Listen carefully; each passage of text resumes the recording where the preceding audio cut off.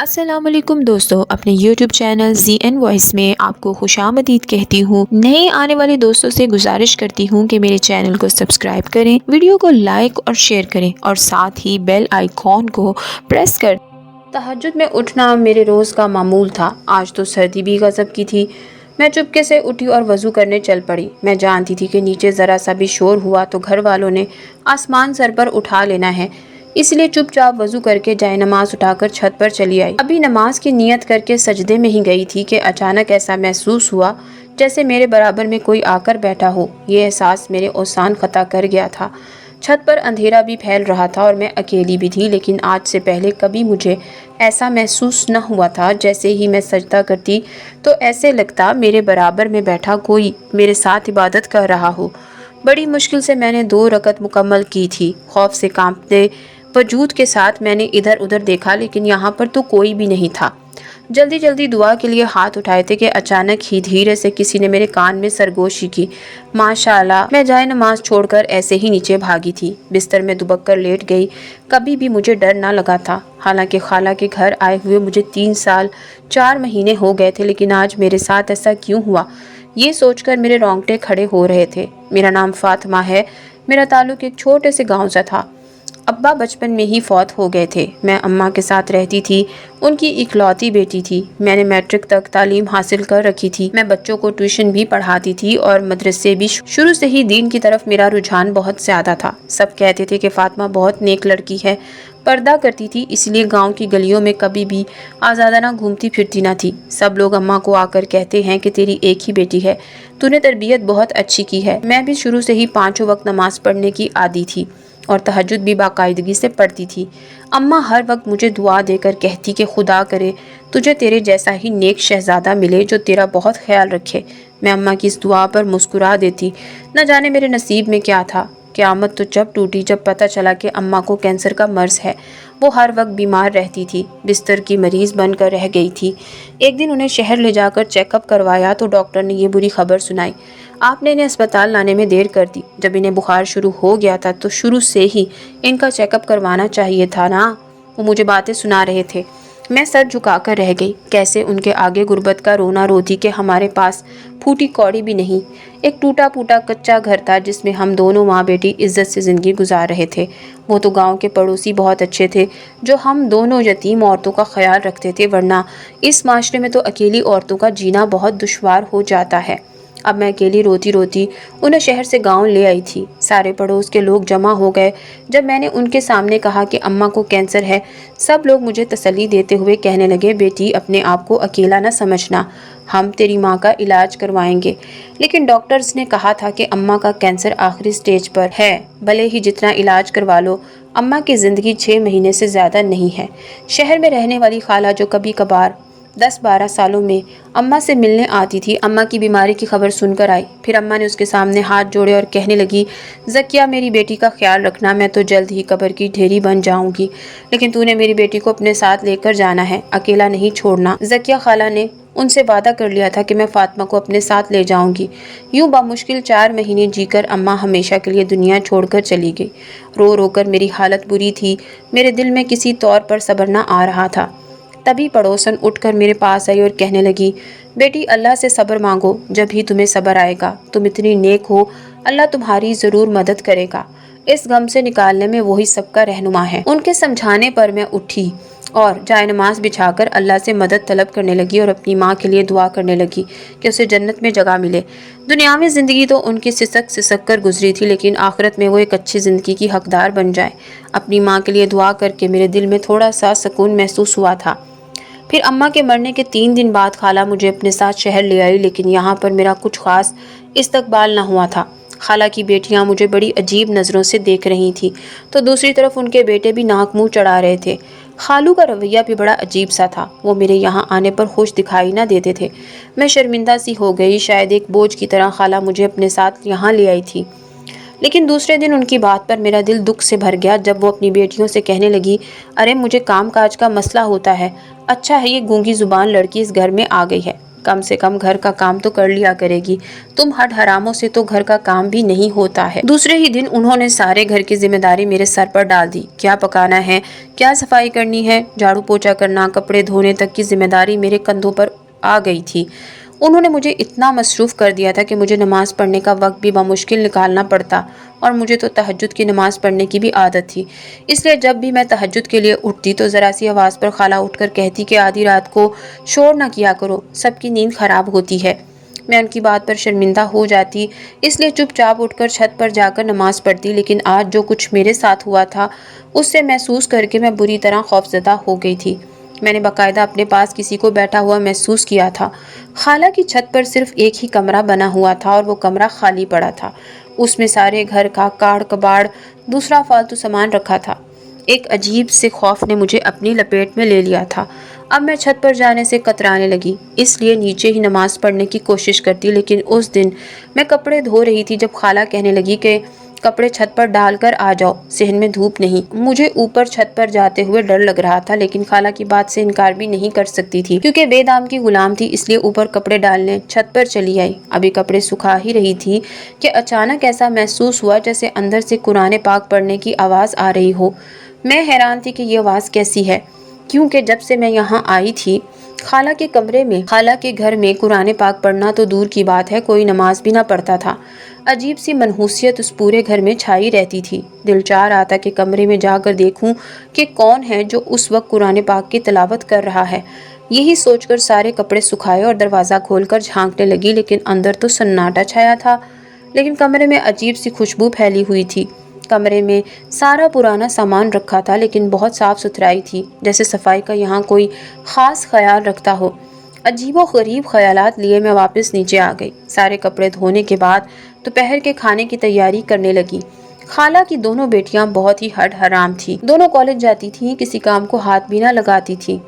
सारे घर की जिम्मेदारी मेरे कंधों पर आ गई थी। लेकिन एक दिन मैं हैरान रह गई जब खाला कहने लगी, छत पर जो कमरा है उसकी सफाई कर देना, क्योंकि मैं चाहती हूँ कि ऊपर किसी किराएदार को रख लूँ। चंद पैसों का आसरा ही हो जाएगा। घर में वैसे ही बड़ी परेशानियां चल रही हैं। खाला को कैसे कहती कि मुझे उस कमरे में जाते हुए डर लगता है। मैं बिल्कुल गूंगी बनकर यहाँ रह रही थी, ना किसी से ज्यादा बहस करती और ना ही किसी काम से इनकार करती। फिर खाला की बात मानते हुए चुपचाप छत पर चली आई। सारा काड़ कबाड़ निकाल कर सहन में रख दिया। मैं सफाई कर रही थी जब मुझे एक सफ़ेद मोतियों वाली खूबसूरत तस्बीह सामान के अंदर से मिली। वो इस कदर हसीन थी कि मैंने बेख्तियार उसे अपने पास संभाल कर रख लिया। मैं किसी को भी उसके बारे में बताना नहीं चाहती थी कि कितनी खूबसूरत तस्बीह है ये। मैं खुश हो गई थी। पूरा कमरा साफ सुथरा हो गया था। जैसे ही मैं सफाई करके पीछे हटी तो अचानक मुझे ऐसे महसूस हुआ जैसे कोई मेरे पीछे खड़ा हो। मैंने पलट कर देखा, लेकिन वहाँ कोई भी ना था। उस वक्त मैं उस कमरे में अकेले ही खड़ी थी। एक खौफ की कैफियत सनसनाहट बनकर मेरे वजूद पर छाने लगी। तभी मैंने कदम कमरे से बाहर रखा था कि अचानक किसी ने मेरे कान में सरगोशी की। शुक्रिया। खौफ से मैं थर्रा कर रह गई थी। भागती हुई नीचे गई। खाला ने मुझे यूं भागते हुए देखा तो हैरत से कहने लगी, क्या हुआ, तूने कोई भूत वगैरह तो नहीं देख लिया क्या? खाला, वहाँ छत पर मुझे अजीब सा महसूस होता है, क्या वहाँ पर कोई आसेब वगैरह है? ये सुनकर खाला की बेटी ज़ैनब ज़ोर ज़ोर से हंसी और कहने लगी, लो, आज तक तो हमें वो आसेब दिखाई नहीं दिया, लेकिन इसे आते ही यहाँ पर जिन्नात नजर आने लग गए। मैं कांपती आवाज़ में कहने लगी, मैं सच कह रही हूँ, 2-3 दफ़ा मैंने वहाँ आवाज़ें सुनी हैं, लेकिन वहाँ कोई भी नहीं होता। खाला कहने लगी, अरे जो कोई भी है हमें उससे क्या लेना देना, अब वैसे भी उस कमरे को किराए पर देने वाली हूँ, लगी बंदी आमदनी का बंदोबस्त हो जाएगा। किसी ने भी मेरी बात का यकीन ना किया था, लेकिन फिर जोहर का वक्त हुआ तो मैं नमाज पढ़ने लगी। तस्बीह हाथों में लेकर तस्बीह पढ़ने लगी। वो तस्बीह बहुत खूबसूरत थी, सफ़ेद मोतियों वाली। बेख्तियार मैंने उसे चूम लिया था। मैं उसे बहुत संभाल कर रखने वाली थी। घर के अंदर वाला रास्ता बंद करके छत की तरफ से दूसरा रास्ता निकाल लिया गया था और फिर उसे किराए पर देने का फैसला कर लिया गया था। अभी थोड़े ही दिन हुए थे जब कोई किराएदार आकर उस कमरे में रहने लगा। अंदर का रास्ता बिल्कुल बंद कर दिया गया था। अब मुझे भी रात को तहज्जुद पढ़ने में बड़ी परेशानी होती, क्योंकि ज़रा सी आहट पर भी खाला की आंख खुल जाती थी। फिर वो मुझे खरी खोटी सुनाने से बाज ना आती। लेकिन एक दिन मैं हैरान रह गई जब वो कहने लगी, ऊपर जो किराएदार रहता है उसे नाश्ता देकर आना। मैं कहने लगी, खाला मैं भला कैसे जा सकती हूँ, मैं एक पर्देदार लड़की हूँ, किसी के सामने जाती भी नहीं। खाला कहने लगी, अरे वो भी तो बड़ा नेक लड़का है, किसी को नजर उठाकर भी नहीं देखता, जाओ शाबाश उसे नाश्ता देकर आ जाना। ये कहकर वो अपने कमरे में चलती बनी। मैंने सबका नाश्ता बना कर रख दिया था, फिर ऊपर छत पर जाकर दरवाजे पर दस्तक दी। जूं ही पलटने लगी तो अचानक ही वो सामने आ गया, चेहरे पर दाढ़ी, नूरानी चेहरा। मैं जल्दी से भागकर नीचे आ गई, लेकिन उसकी नजरों ने मेरा दूर तक पीछा किया था। वहाँ मुझे ऐसे ही खुशबू महसूस हो रही थी जैसे उस दिन सफाई करते हुए महसूस हुई थी। न जाने वो कौन है, इस कदर नूरानी चेहरा जिंदगी में पहली बार कोई ऐसा शख्स मैंने देखा था। फिर उस रात मैं तहज्जुद की नमाज सहन में पढ़ रही थी जब मुंडेर पर से मैंने किसी को देखा। आधी रात को वो किराएदार भी जाग रहा था, लेकिन उसका यूं देखना मुझे घबराहट में मुब्तला कर गया। इसलिए मैं जल्दी से उठकर अपने स्टोर नुमा कमरे में आ गई थी। मुझे रात को नींद भी ना आ रही थी, इसलिए सफ़ेद मोतियों वाली वो तस्बीह उठाई और उसे उठाकर पढ़ने लगी। तमाम घर की जिम्मेदारी मेरे कंधों पर थी, इसलिए मुझे आराम करने का वक्त भी ना मिलता था। मुझे ये किराएदार बड़ा ही पुरस्कार लगता था। अक्सर रातों को जागता रहता। जब भी मैं तहज्जुद के लिए उठती तो वो छत पर चलता फिरता दिखाई देता था। कभी कभार मुंडेर से मुझे झांक कर देखता रहता। उसकी इस शख्सियत के पीछे मुझे कोई गहरा राज लगता था, लेकिन खाला उसके आने से बड़ी खुश थी। हर वक्त कहती रहती, अरे किराया भी इतना अच्छा दे रहा है, ऊपर वाला कमरा किराए पर देखकर मैंने बहुत अच्छा किया। वो उससे अच्छा खासा किराया ले रही थी। फिर एक दिन खाला कहने लगी, राहत के रिश्ते वाले आ रहे हैं, इसलिए अच्छे से एहतमाम कर लेना, और देख तुझे उन मेहमानों के सामने आने की ज़रूरत नहीं। अगर खाला मुझे ये ना भी कहती तब भी मैं मेहमानों के सामने ना आने वाली थी, लेकिन उनकी इस बात ने मुझे दुखी कर दिया। जल्दी जल्दी सारा सामान तैयार करके मैं अपने कमरे में चली आई और ज़ोहर की नमाज की तैयारी करने लगी।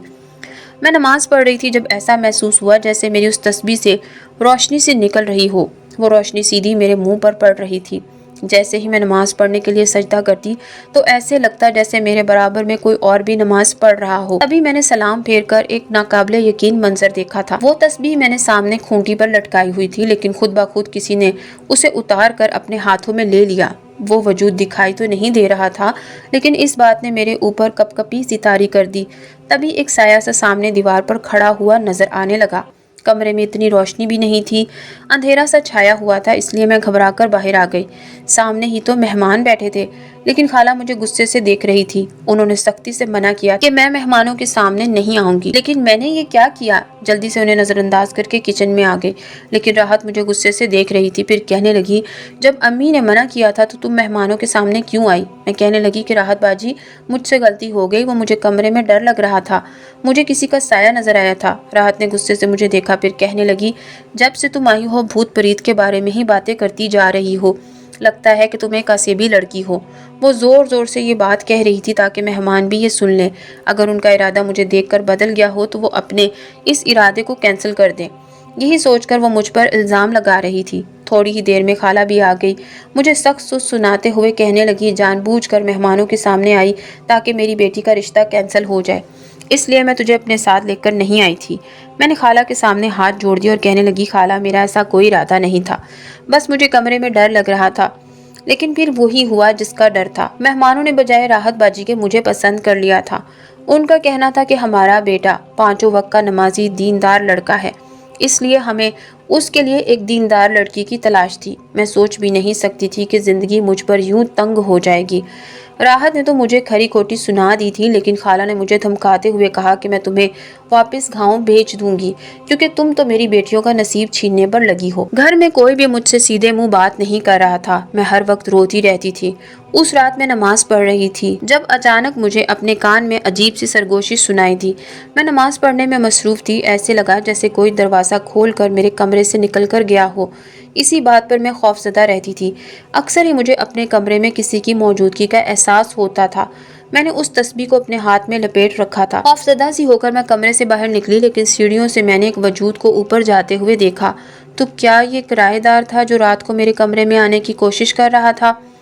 ये सोचकर मुझे शदीद गुस्सा आया। फिर सुबह उठकर मैं खाला से कहने लगी कि आधी रात को वो किराएदार नीचे आया था اس کا بھلا کیا کام ہے خالہ نیچے آنے کا؟ ایسے لگ رہا تھا جیسے وہ میرے کمرے تک آیا ہے۔ خالہ نے غصے سے مجھے دیکھا، پھر کہنے لگی 4 دن ہوئے وہ تو گھر خالی کر کے چلا گیا ہے۔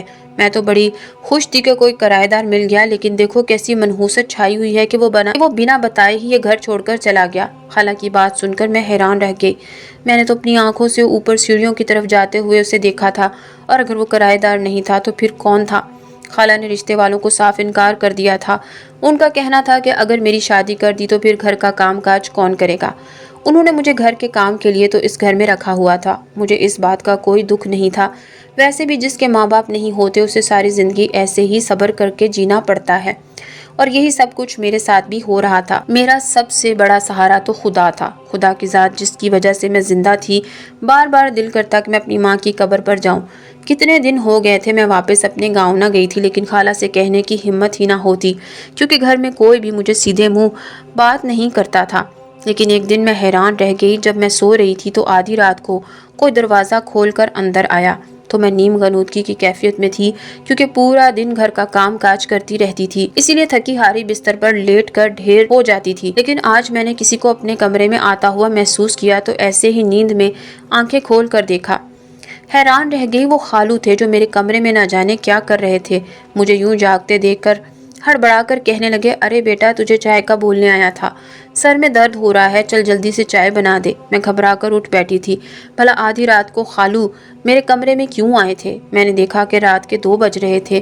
میں نے اٹھ کر چائے بنائی۔ خالہ بے خبر سو رہی تھی، پورا گھر ہی مدہوش تھا، لیکن خالو اپنی بیٹی کو بھی تو چائے کا کہہ سکتے تھے، انہوں نے مجھے ہی کیوں کہا؟ میرے پورے وجود میں سنسنی سی دوڑ گئی تھی۔ اب مجھے نیند تو نہ آ رہی تھی، اس لیے ہاتھ میں وہی تسبیح لے کر خدا کو یاد کرنے لگی۔ تھوڑی ہی دیر بعد تہجد کا وقت ہو گیا تو وضو کرنے کے لیے باہر آ گئی۔ خالو جاگ رہے تھے، اس لیے کمرے میں جانے کا دل نہ کر رہا تھا۔ جائے نماز لے کر میں اوپر چھت پر چلی آئی۔ صحن میں نماز پڑھ رہی تھی۔ جب نماز ختم ہوئی تو میں نے کسی کا سایہ زمین پر دیکھا۔ وہ لمبا چوڑا وجود تھا جو بالکل میرے پیچھے کھڑا تھا۔ اب میرے پورے وجود میں سنسنی دوڑ گئی۔ یہ سب میرا وہم نہیں تھا، کچھ تو وجہ تھی جو میرے ساتھ یہ سب ہو رہا تھا۔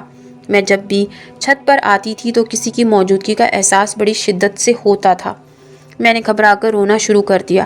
کسی سے یہ بات کہتی تو مجھ پر ہی الزام لگاتے کہ میں بھوت پریت کا ذکر بہت کرتی ہوں یا پھر ایک آسیب زدہ لڑکی ہوں، اس لیے میں کسی سے یہ بات کہہ بھی نہ سکتی تھی۔ مجھے روتے ہوئے دیکھ کر وہ عجیب سا سایہ لمبا ہوتا چلا گیا اور سامنے والی دیوار میں پیوست ہو گیا۔ ہیروں کی طرح چمکتی ہوئی وہ سفید تسبیح ابھی بھی میرے ہاتھ میں تھی۔ میں پلٹ کر نیچے جانے ہی والی تھی، لیکن اچانک مڑتے ہوئے کسی کے وجود سے ٹکرائی۔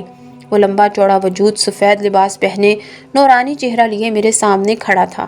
میں حیران پریشان رہ گئی، یہ تو وہی کرایہ دار تھا، لیکن خالہ تو کہہ رہی تھی کہ یہ یہاں سے چلا گیا ہے۔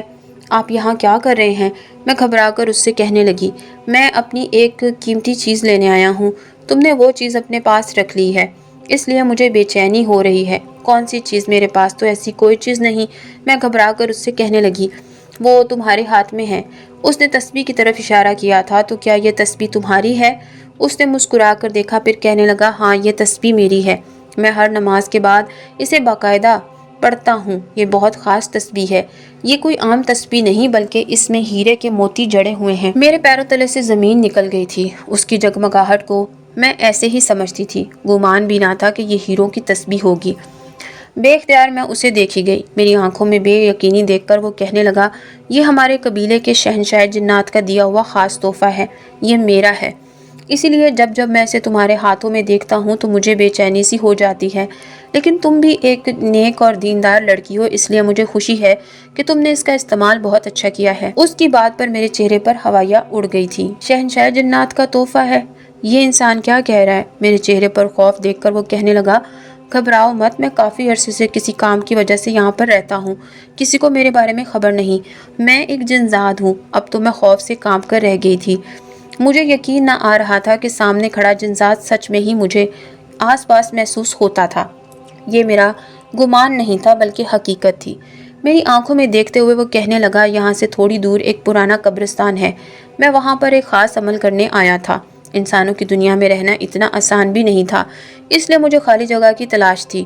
یہاں سے تھوڑی ہی دور وہ پرانا قبرستان ہے جہاں پر ہر رات 12 بجے کے بعد میں 1 گھنٹے کے لیے چلا جاتا ہوں اور اپنا عمل کر کے واپس آ جاتا ہوں۔ یہ جگہ میرے لیے بہترین تھی، اس لیے میں اس کا استعمال کرنا چاہتا تھا۔ یہاں پر کوئی آتا جاتا بھی نہیں تھا، لیکن یہاں کی گندگی دیکھ کر میرا جی نہ کرتا کہ میں یہاں عبادت کروں، اسی لیے مجھے بے چینی ہونے لگی۔ لیکن جب سے تم اس گھر میں آئی ہو مجھے عجیب سی خوشبو محسوس ہوتی ہے۔ تمہارا وجود بہت پاکیزہ ہے، تم ایک نیک اور دیندار لڑکی ہو، اس لیے تم نے اپنی نیکی کی خوشبو اس پورے گھر میں پھیلا دی اور مجھے بھی مسحور کر دیا۔ میں چاہتے ہوئے بھی یہ جگہ چھوڑ کر جانے کو تیار نہیں، صرف تمہاری وجہ سے۔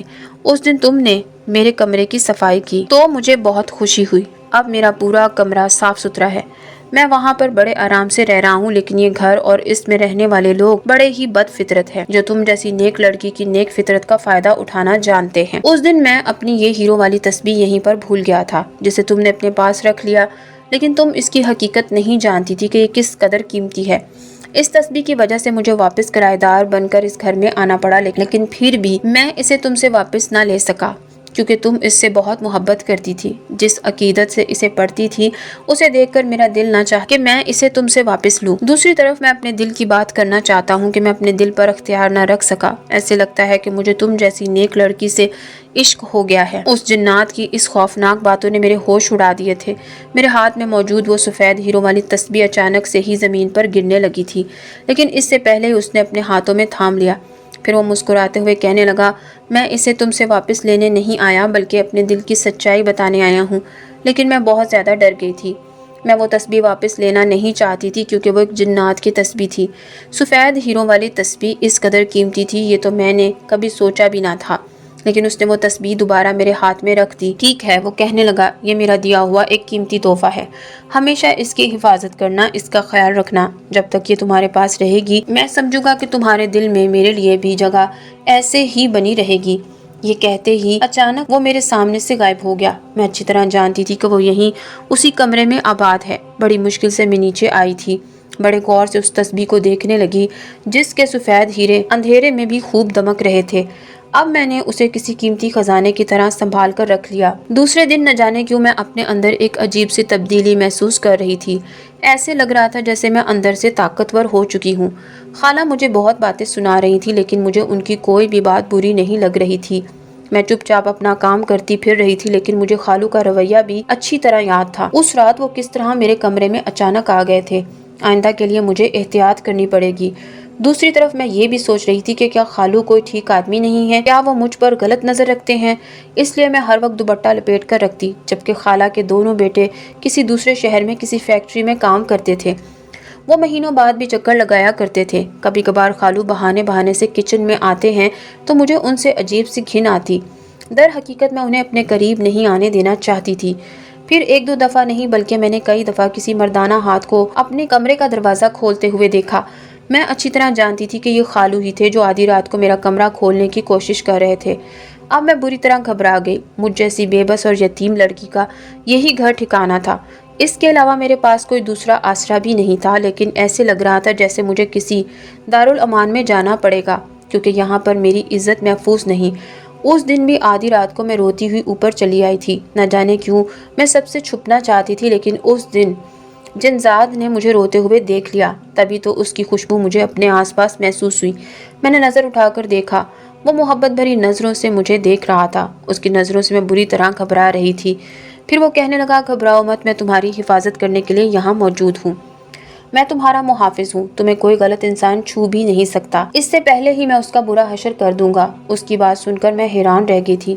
اب ایک عجیب سا احساس مجھے ہر وقت اپنے گھیرے میں لے کے رکھتا، ایسا لگتا جیسے میں اکیلی نہیں ہوں، کوئی ہے میری حفاظت کرنے کے لیے اور مجھے کسی سے کوئی خطرہ نہیں۔ سوچ کر میں اپنے آپ کو خوش کرتی رہتی تھی، لیکن تبھی گھر میں شادی کا ہنگامہ گونج اٹھا۔ راحت کی شادی ہو رہی تھی، وہ خالہ کی سب سے بڑی بیٹی تھی۔ گو کہ اس کی عمر بہت زیادہ ہو گئی تھی، لیکن پھر بھی ایک اچھا رشتہ اسے مل گیا تھا۔ مجھ پر پہلے سے بھی زیادہ کام بڑھ گیا تھا۔ اب مجھے اپنی نمازیں پڑھنے کا وقت بھی نہ ملتا۔ جب بھی میں نماز پڑھنے کے لیے کمرے میں جاتی تو خالہ کہتی کہ کام سے بچنے کے لیے نماز کا بہانہ کرتی ہے، لیکن ایک رات میرا ہاتھ اسی جلد باز میں بری طرح جل گیا۔ کمرے میں بیٹھ کر اکیلی رو رہی تھی۔ کسی کو اتنا خیال بھی نہ رہا کہ وہ میرا ہاتھ پر مرہم ہی لگا دیتا یا مجھے کوئی دوائی دلوا دیتا، تو اپنے جلے ہوئے ہاتھ کو دیکھ کر میں سسک رہی تھی۔ جب روتے روتے یوں ہی سو گئی تو ایسا محسوس ہوا جیسے کوئی میرے ہاتھ کو چھو رہا ہو، کوئی میرے ہاتھ پر دوا لگا رہا تھا۔ میں نے جیسے ہی آنکھیں کھول کر دیکھا تو ایک لیپ تھا جو نہ جانے کس نے میرے ہاتھ پر لگا دیا تھا۔ میں حیران تھی کہ یہ کس نے لگائی ہے۔ حیرت سے ادھر ادھر دیکھا، تبھی سامنے کھڑے وجود پر میری نظر پڑی۔ مسکراتی ہوئی نظروں سے دیکھتا ہوا وہ جن ذات مجھے محبت بھری نظروں سے دیکھ رہا تھا، اس کا احساس پا کر تو میں جیسے پھر سے جی اٹھی تھی۔ وہ بڑی نرمی اور مہربانی سے کہنے لگا، مجھے تمہارے دکھ تکلیف کا احساس ہے۔ کیا تم ایک خوش حال زندگی نہیں گزارنا چاہتی؟ کب تک اپنے دکھوں سے لڑتی رہو گی؟ میں اداس ہو کر کہنے لگی، میں ایک یتیم لڑکی ہوں، میرے سر پر ہاتھ رکھنے والا کوئی بھی نہیں ہے، میری ساری زندگی یوں ہی گزرے گی۔ تبھی وہ گہری نظروں سے مجھے دیکھتے ہوئے کہنے لگا، بس چند دن انتظار کرو، اس کے بعد تمہاری زندگی ہمیشہ کے لیے بدل جائے گی۔ یہ کہنے کے ساتھ ہی وہ میرے سامنے سے غائب ہو گیا۔ میں نے صبح اٹھ کر اپنا زخم دیکھا، وہ بالکل ٹھیک ہو گیا تھا۔ گھر میں مہمان آنا شروع ہو گئے تھے کیونکہ 2 دن بعد ہی شادی تھی۔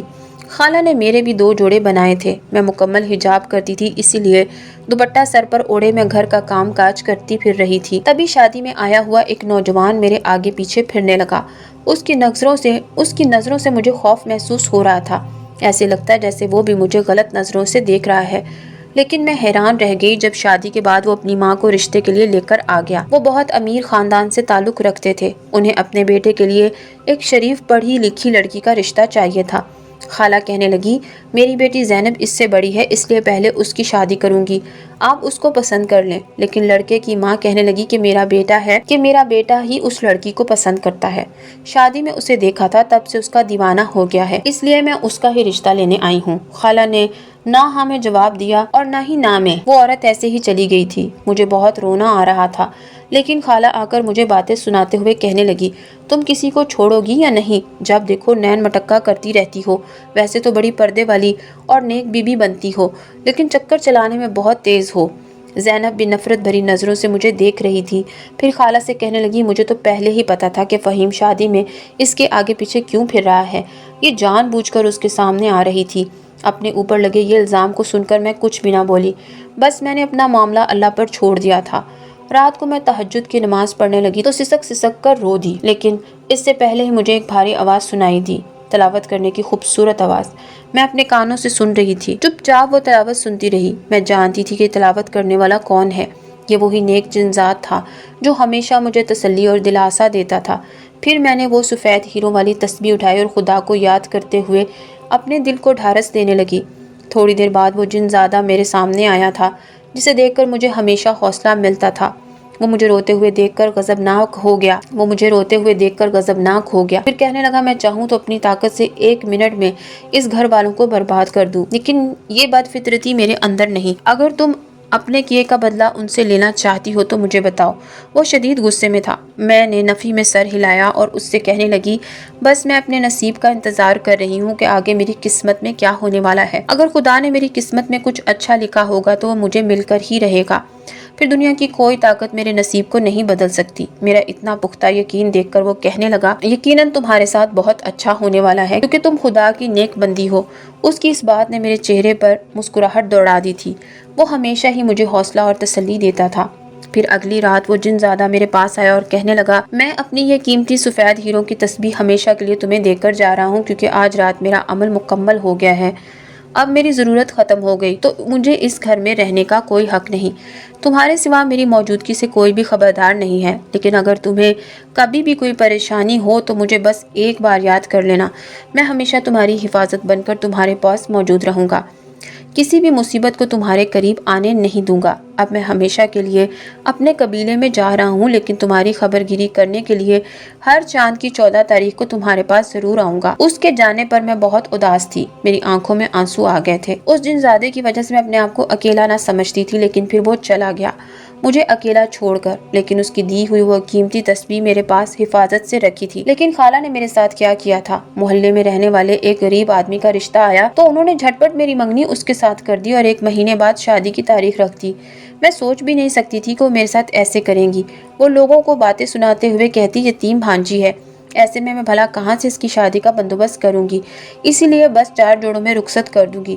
میں جانتی تھی کہ اماں نے میرے لیے کچھ بھی جمع نہیں کیا تھا، سارے پیسے تو ان کی بیماری پر لگ گئے تھے۔ خالہ نے واقعی ہی ایسا ہی کیا، 4 جوڑے خریدے اور مجھے سادگی سے نکاح کر کے اس آدمی کے ساتھ رخصت کر دیا۔ لیکن میری نگاہیں کسی اور کو تلاش کر رہی تھی۔